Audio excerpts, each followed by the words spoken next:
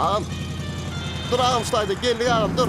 Tavol tağır alkapta ağam. Devletin artık talıkta ölçeli.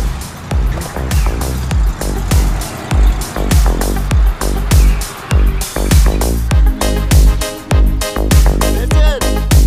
Geldim ben Mercan. Geldim. Ovamıza paranımda, seni yine görenimde, yatladım şol geçen günleri.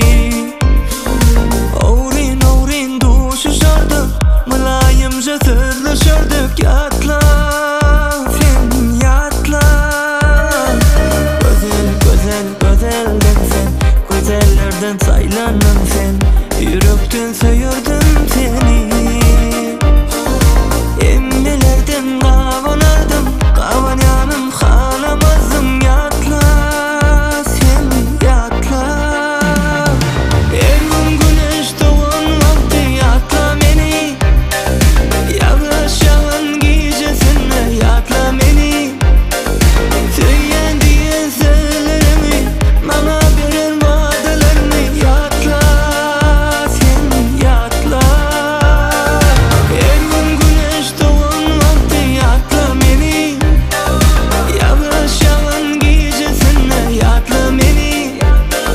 Söyleyen diye sözlerimi, bana verir vaadelerini. Yatla sen yatla.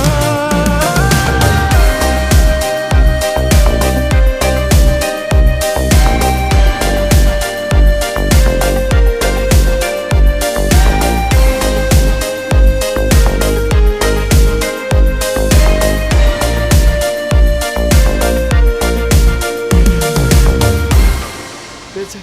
Mercan. Oku. Ben okuva yerdim. Okuva yerdim. Mercan. Eyvah. Mercan. Telve bolup söyüştük biz, bir gün urşup yaraştık biz.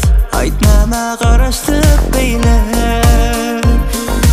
Günler sensiz geçer mi hiç? Söyu odi öçer mi hiç?